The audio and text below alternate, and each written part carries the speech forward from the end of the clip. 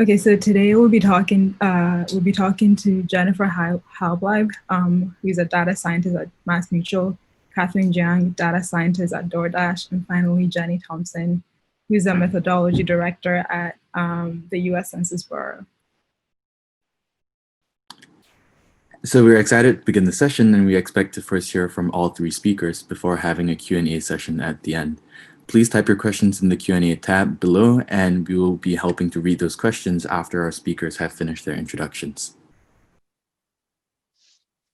Okay, yeah, so to begin, I think we'll give each of our panelists about 5 minutes to tell us a little bit about yourselves, about your journey in stats and data science and your careers. So we can start with Jennifer. Hey everyone. I think that my internet is a little wonky today, but hopefully it will be okay for the most part. I'm Jen Hallblime. I'm a data scientist at MassMutual. If you had met me 7 or 8 years ago and told me that in the year 2020, I would be a data scientist at a Fortune 100 company who is expecting to make my first 6-figure salary in the next few months, I would have asked you, what is a data scientist? What makes a company a Fortune 100 company? And I don't believe you. I came from a low-income background, and I was a bartender for most of my early 20s. And then I went to community college starting in 2014. And when I started at community college, I was instructed to take a placement exam because to get a degree from community college, you have to prove that you can do at least high school level math. And my placement exam put me into level algebra. Found it out college. I fell in love with math. I took every math class that my community college offered. I took a year of computer science at community college, and I took econ, and all of those skills combined made me interested in data science. So I transferred to Amherst College my junior year and earned a degree in statistics. And straight from Amherst College, I was hired at MassMutual to be a part of a program that's called the Data Science Development Program. The Data Science Development Program has 2 components. You simultaneously work a full-time job at MassMutual as a junior data scientist, getting mentorship and exposure to projects across the company. And they also pay for your master's degree in either computer science or statistics from the University of Massachusetts here in Amherst, Massachusetts, where I'm located. So this semester, I'll be finishing my master's degree in computer science, and I will be promoted out of the data science development program to a full data scientist at MassMutual. And I would love to answer questions about what it's like to pursue a career in data science as a non-traditional student, and then also any questions you have in general about anything else I said. Thanks for having me. Thank you. Okay, so Katherine, do you want to tell us a little bit about yourself and your career path? Yeah, of course. Thank you, Martha. Hi, everyone. My name is Katherine, and I am currently a data scientist at DoorDash. So I was born and raised in China. And when I was younger, I guess because of the education system in my region, and most part of the math education was very exam-oriented. But also because of that, I think I got a head start on like how to calculate things quickly and on some basic math concepts.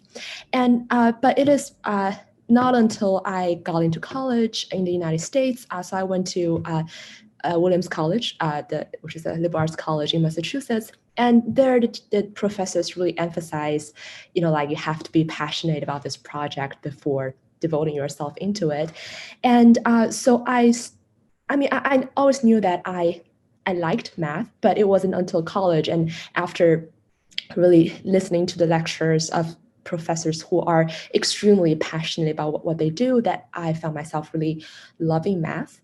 So and in college, I well, because interdisciplinary study is highly recommended for undergrad, especially in liberal arts colleges. I took a bunch of classes in other areas as well, and I ended up with a major in math and econ.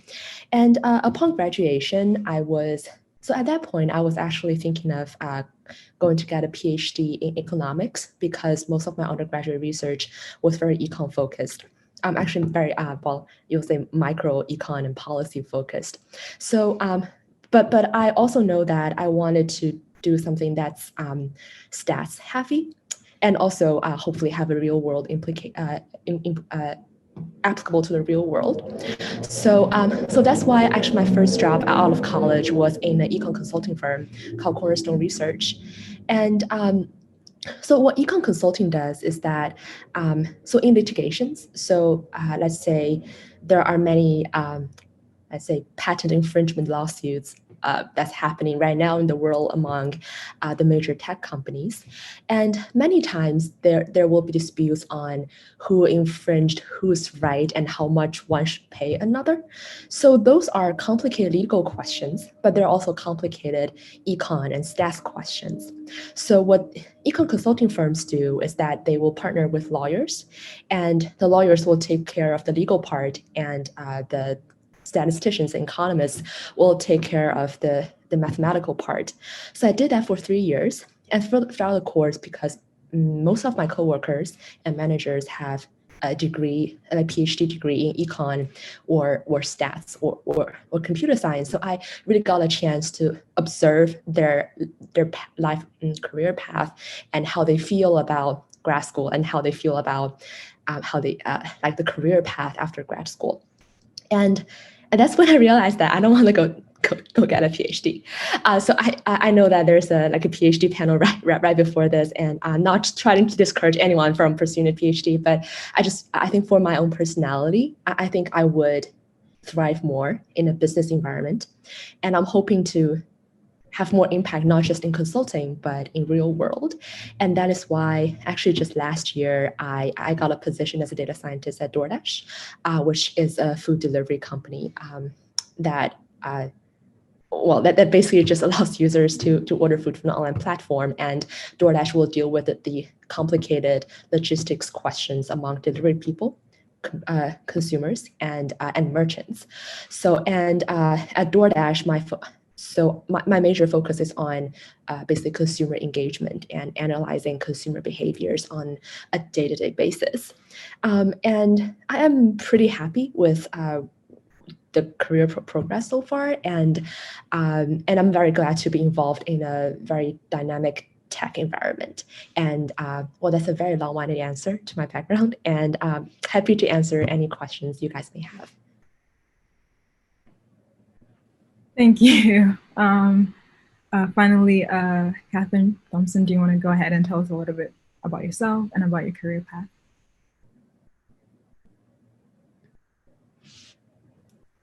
Sorry, I'm having trouble. Am I unmuted? Yay, okay. Hi, I'm Katherine Thompson. This is kind of a funny panel because we have a Jen and a Katherine, and I'm actually Katherine Jenny. So we'll call me Jenny. That's what everybody else calls me. I am a assistant division chief in a methodology division at the Census Bureau. So I'm a bureaucrat, but I am a statistician by training and by passion. I'm also probably chronologically the oldest person on this panel, which is always a little depressing. So my journey started over 3 decades ago as an undergraduate at Oberlin College, when I actually went to school to major in English. And like was mentioned before, a liberal arts college doesn't usually encourage you just to study one field of study. And so I took a math class for fun. I took calculus. I had calculus in high school and I loved it, but it had been a while.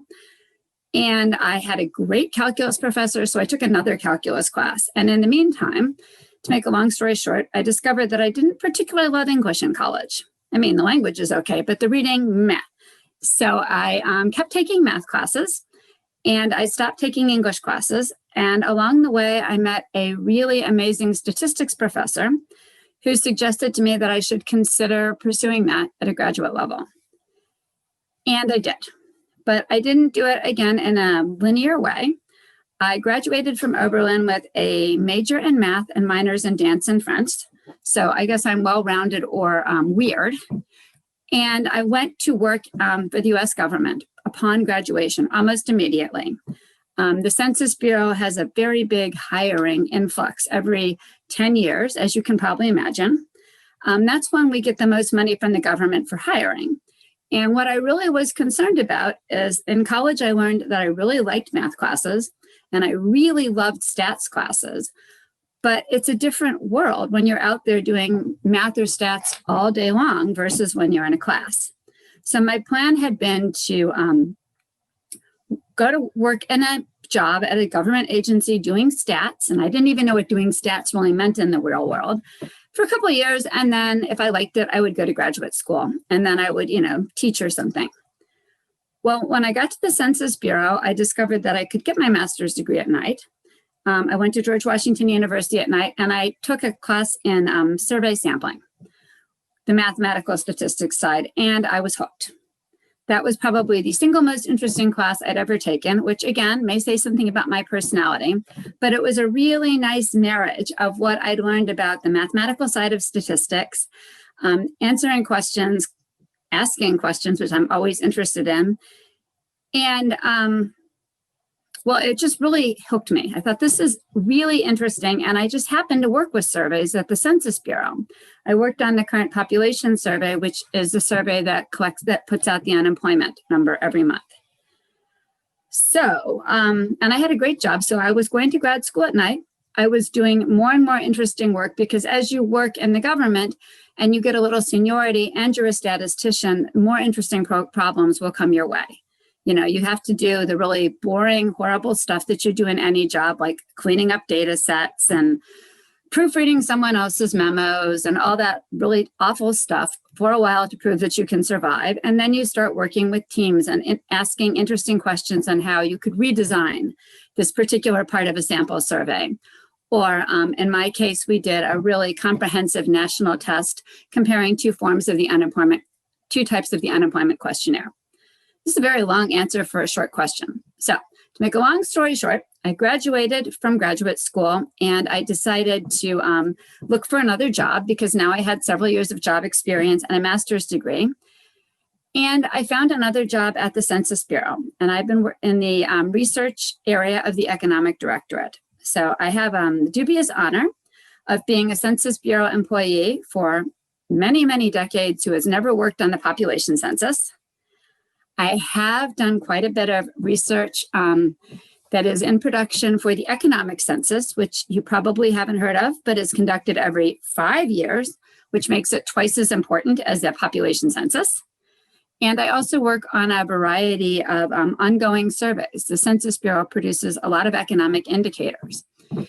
And what I do is I don't work on the indicators every month in terms of processing the data and putting out the numbers. I work on the methodology that we implement to put out these numbers. So in other words, if there's a way to estimate housing sales, that's something I would work on, coming up with the estimator for that and coming up with the measure of precision, the variance of that estimator. So it's not just enough to say housing sales, as you know, is this number. You have to say plus or minus.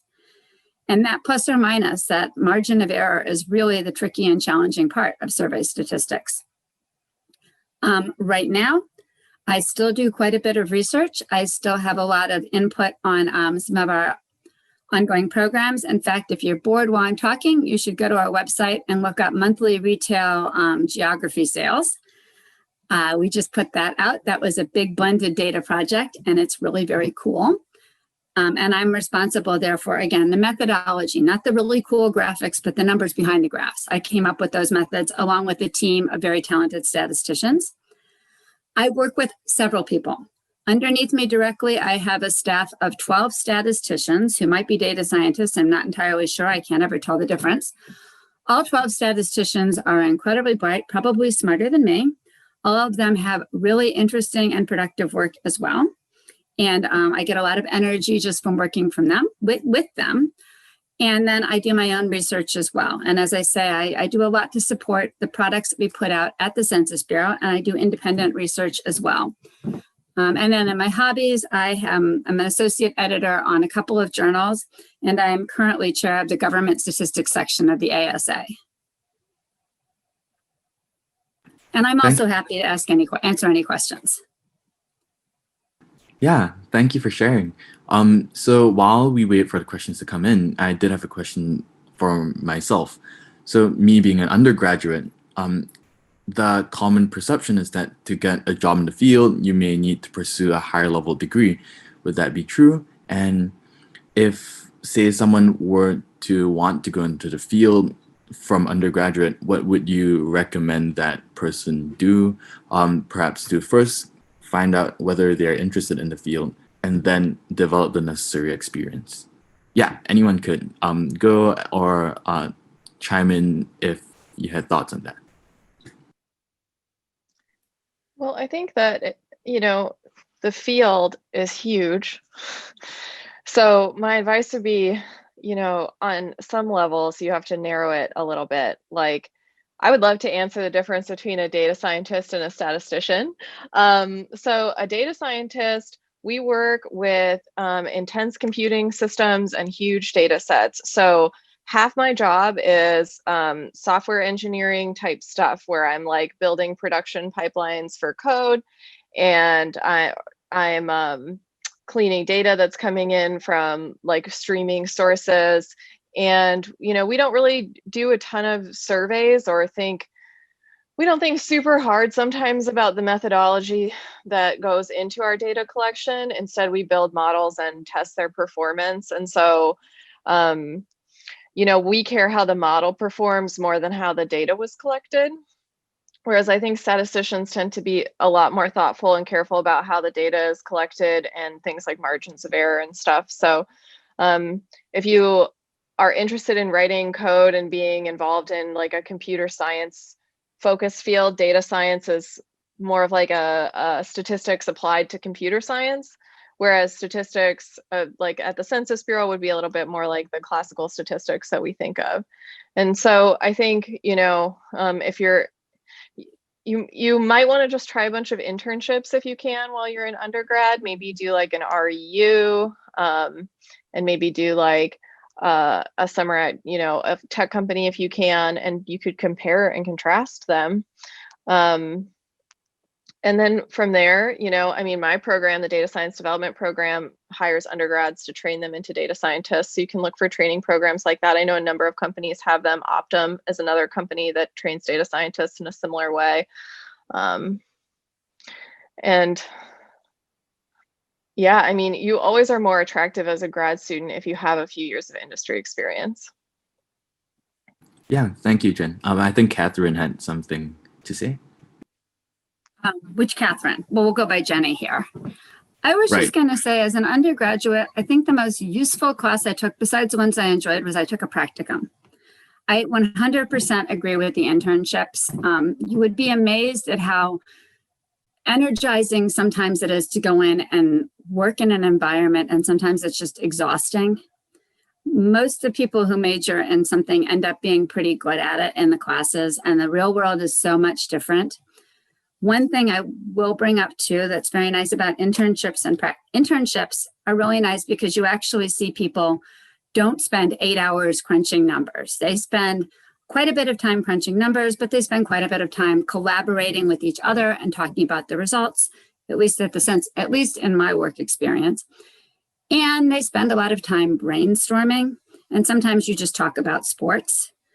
But getting that hands-on experience is really good, and seeing if you find it exhausting or enervating, or exhausting or exciting. On the other part that I think is really useful is if you have a practicum or a statistical consulting class in school, and that is something you're interested in doing, I cannot recommend doing that enough. And I cannot recommend doing that enough before you even consider going to grad school, if that's what you're thinking about doing. Those programs are wonderful. They get you working with people who may not be as statistically literate as you are, but have the real problems that you want to solve. And it's a kind of partnership that you would end up having if you decide to be a statistician, because that's what you end up doing no matter where you are. You're going to have someone with a problem that's quantitative that may not be able to express it, and that's your job, is to help them figure out how to solve it. The other thing I will say, and I don't want to advertise this too much, there are positions in the federal government that don't require a master's degree. I already mentioned I had one years and years ago. It's not a bad way to test the waters. It's not a bad way to test the waters. If you can get a job, a foot in the door is always a foot in the door. Some people like going to grad school at night. I loved it. Some people do not.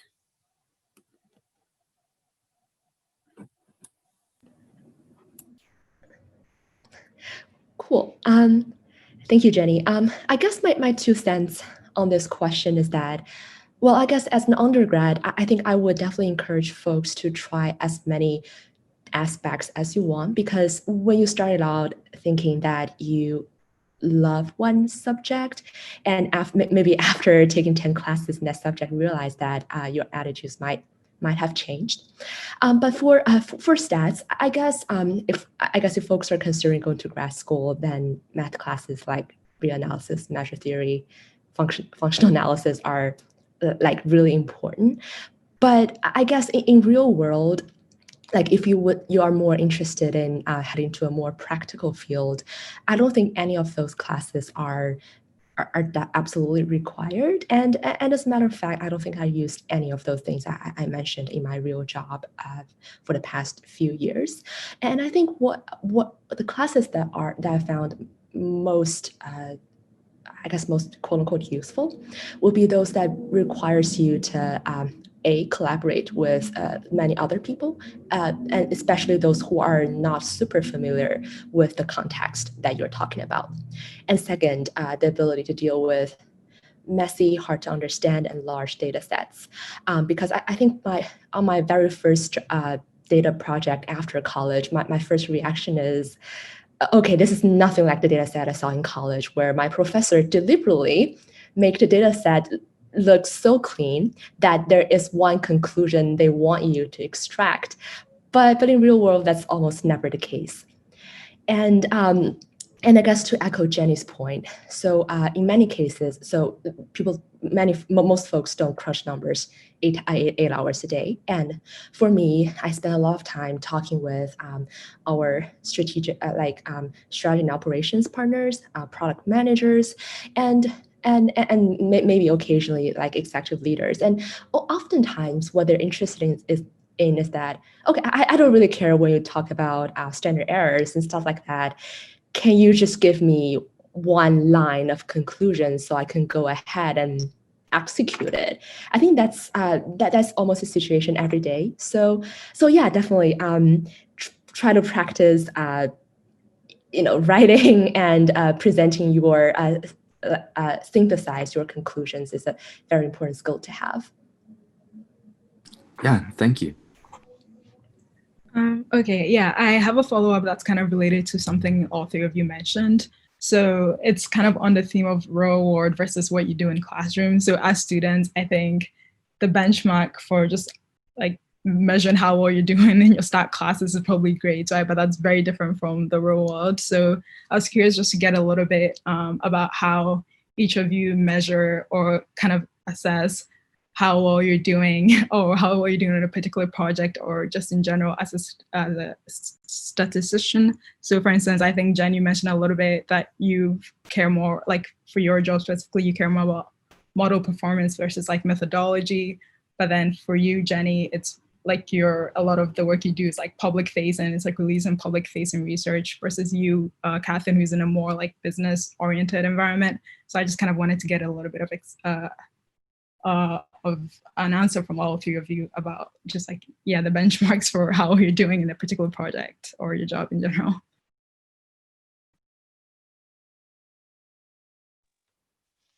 Sure, I can jump in here first. So benchmarks in a corporate environment. So at MassMutual, our data science team is very like academic and researchy in a lot of ways. So we as data scientists have a lot of independence, and we typically take a project from like scoping it with a stakeholder who has some data and a question that they're interested in all the way through model production. So it's like one data scientist, one model, and you're thinking about it for a long period of time. So, you know, success means, is the business stakeholder happy? Meaning, did I answer their question and did I interpret their data in a way that made it more useful to them? And we measure those through what are called KPIs, which is business speak. It stands for key performance indicators. And typically I will design those myself as part of the project. So a key performance indicator might be value generated, meaning how many new marketing leads did I get from this project, for example, and how and how much money did MassMutual make from those marketing leads. That's an easy one to understand. Other ones might be a little bit more complicated, like did we save on vendor costs? You know, did we save on you know, people costs, things like that. Other performance metrics are, can I show I did work this week? Which that sounds that sounds silly to say, but it's kind of true when you're doing a bunch of independent work in the corporate world. I have a system, a project management system called Jira, and I track all my work via these things that we call tickets. I'm sure I'm not the only person here that does that. And so every week, did I execute the tasks that I said I was going to execute? And then beyond that, can I explain everything I did at the end of the project? So I'll have a write-up that will go into the documentation that MassMutual keeps internally. And that write-up is very much like an academic paper where it explains everything I did start to finish and the results and the data that went into it and that sort of thing. So there's a few places to prove the value of my work, and it's kind of up to me to make sure that I have proven it at every step.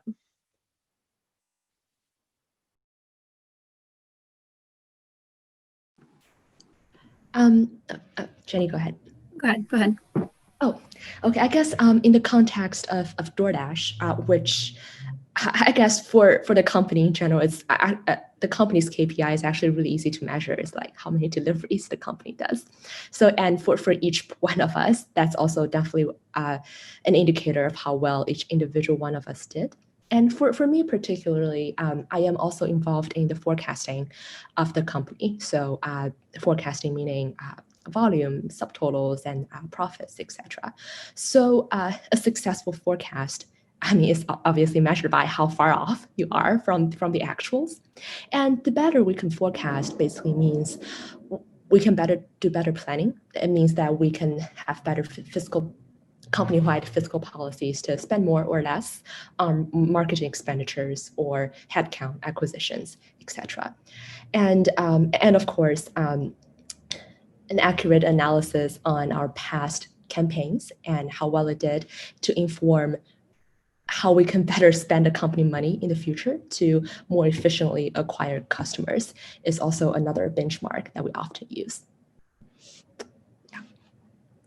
So that's such a great question you asked. And I'm going to stay away from talking about performance reviews, which are my least favorite thing in the world.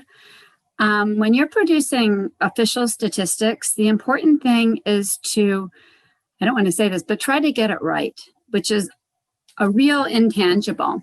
So let me give you a couple examples, one of which I work on and one of which I don't. And I would like to go on record before I say that as before both of these things happen, when we develop any kind of model or method, we check all of the things that you're learning as an undergraduate or a graduate student. The problem is that next set of real data that you can get can be very different from the one you had before. Let me give you two examples. One, let's talk about retail sales, which is probably not something that people think a lot about. Okay, retail sales is when you go out and you buy something. So it's like going to a store, to Target to buy this, or a grocery store, or a gasoline station to get your gas, or a bar to get a drink after work, if that's what you're into. And we measure that every month. At the Census Bureau, our economic indicator is a national measure, and people have been for a long time asking if we could produce these estimates at the state. So that, as I mentioned before, is a product that we just put out. So we have two problems here.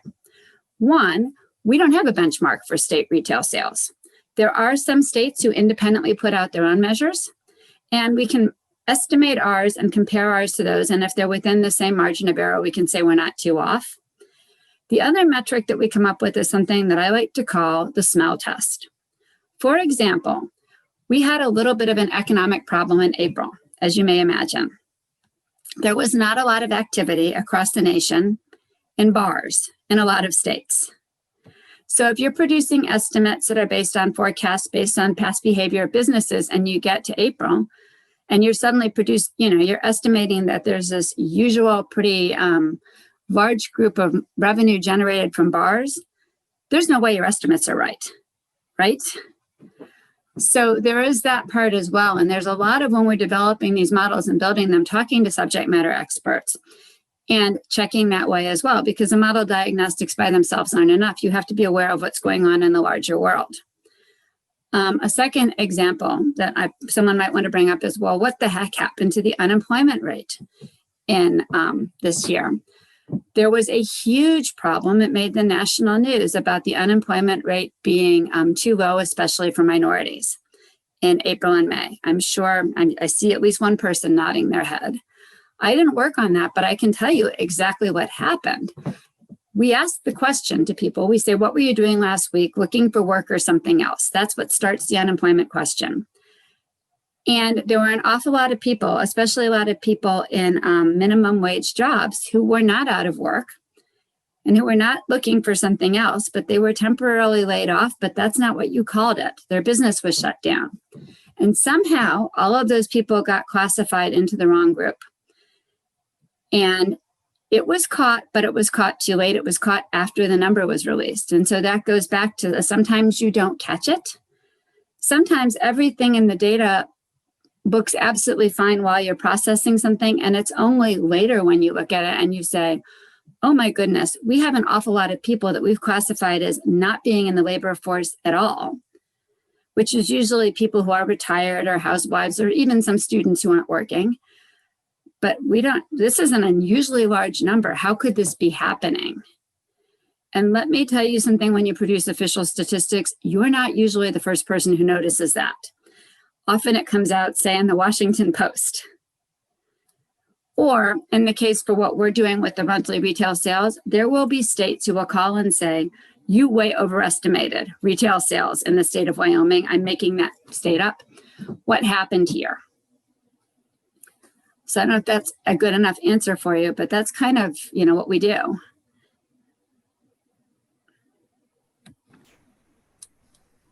Thank you. So we do have some questions in the Q&A.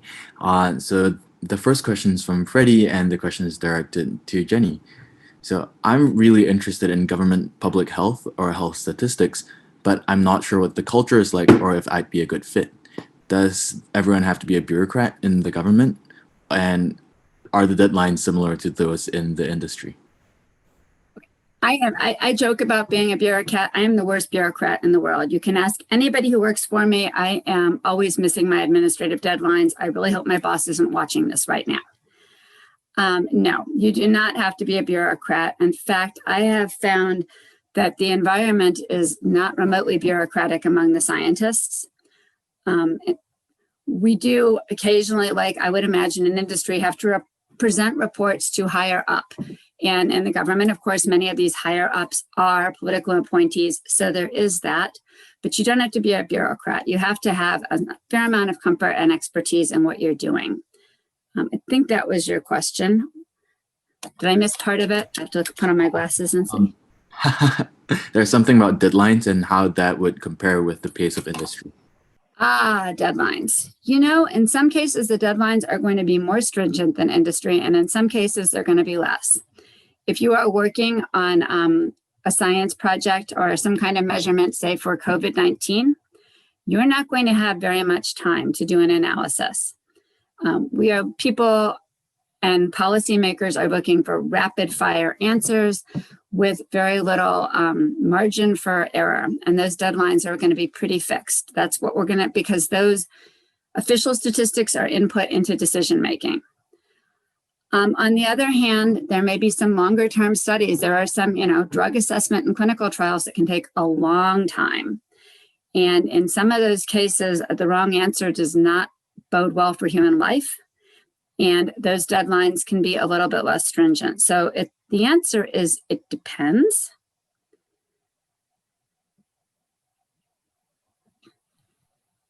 Thank you. And we also have another question from the Q&A box.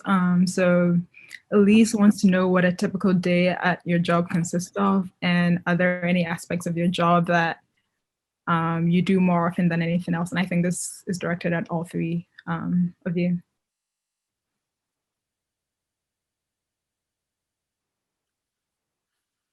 I'm unmuted. I'll go first, and then you guys can all wave so I shut up. I don't know that I have a typical day on the job. It has been a very strange environment since March 16th last year.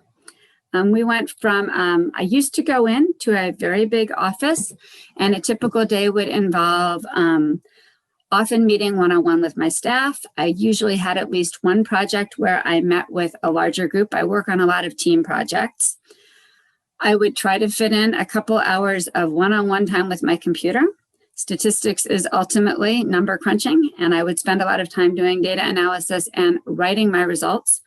I think Katherine mentioned a little while ago, take a writing class. So many people think I just like, I like to write, I like numbers, I like statistics, I like programming. The communication skills are really important. So I spend quite a bit of amount of time doing that. Since we shut down, we're a little bit more in flux right now. I still meet one-on-one with staff. Now it's more through Skype, which is has its mixed bag. I do a little bit more writing. For a while, I had back-to-back meetings all day long. I started scheduling in meetings with the bathroom because that wasn't happening. But that would be a typical day for me. It does involve a fair amount of meeting with people and looking at their work, and it involves a fair amount of team meetings. And as I said, try to save a couple hours to do some actual number crunching and analysis.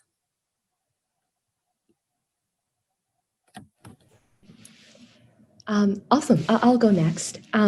So yeah, I guess, well, I think a typical day in a certain industry really depends on what team you're on and your seniority. For me, as a person who's still at the earlier side of her career, I am an individual contributor, which means that I do not oversee anybody. I'm not a manager. So my days mostly consist of maybe I would say 40% is number crunching plus like conveying the findings I got. And the rest of the 60% are split between talking to like different stakeholders in different departments and conveying the new insights I got within my own group. So by talking to stakeholders, I mean that because most of my insights will have to eventually go through the product managers and operators so the customers can see how that affects their food delivery process. So I need to basically give actionable insights to my partners and let them know what they could do next, what their options are. And second is to convey new insights within my own group, which is more statistical, and we'll review models, and we'll talk about the actual statistics part of our forecast and how we can better improve it. But I'm sure my manager's day is different. They'll talk to people like me and other more junior folks to guide us.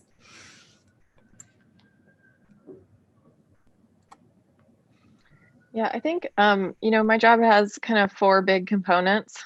One component is stakeholder meetings. So I have a lot of meetings with people who will use the eventual data science product that I put out, whether my product's going to be a shiny dashboard that displays the results of my models or something a little bit more complicated than that.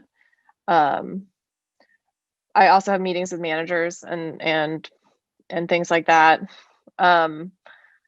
Another huge component of my job, the biggest component at the end of the day is writing code. I write a ton of code to clean data, to productionalize models, and to build my models.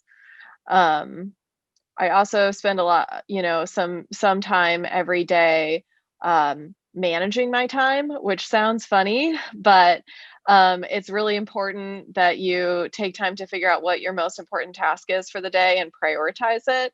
The truth is, you know, especially once you hit industry, like my to-do list is so long that I will never do everything on it, period.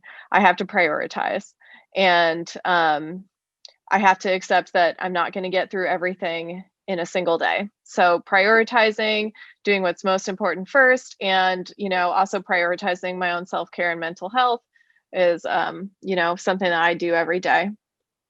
And then kind of the last thing I do is I spend time explaining what I have done and justifying it. So part of that is I read a lot of academic papers to look at how other people build models.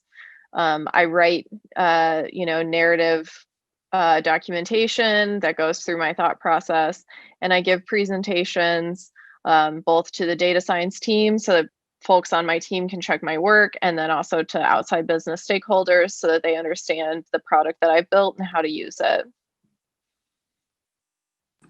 Yeah, thank you. So at the moment, I think that's almost all the time that we have.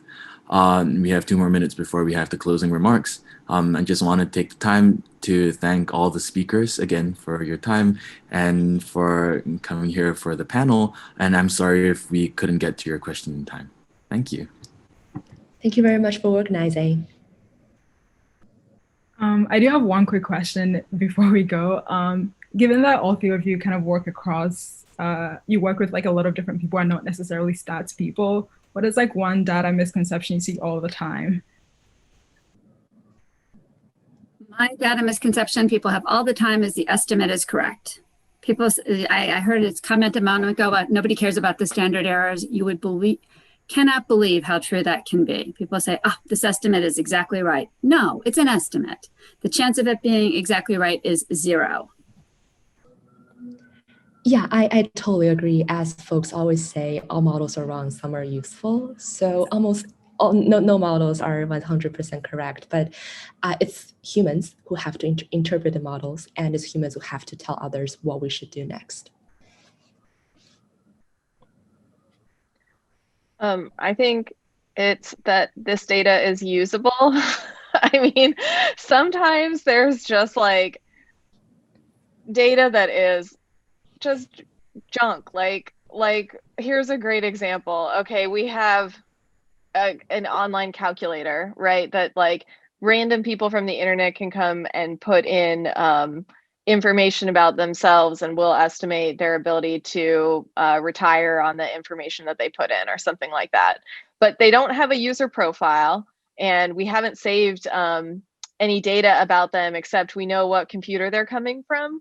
Like, somebody asked me to use that data once to make predictions about our future customers, and I was like, this data is not useful, y'all. This is just random form data. Like, I can make some guesses about trends about people that are coming to our website, but like, not every scrap of data is going to give us some big competitive edge. And it's really important that you think carefully about what data you spend your time on, because data science resources are expensive, and we're limited in the world right now. You know, there's not enough of us, so they need to use us wisely and well.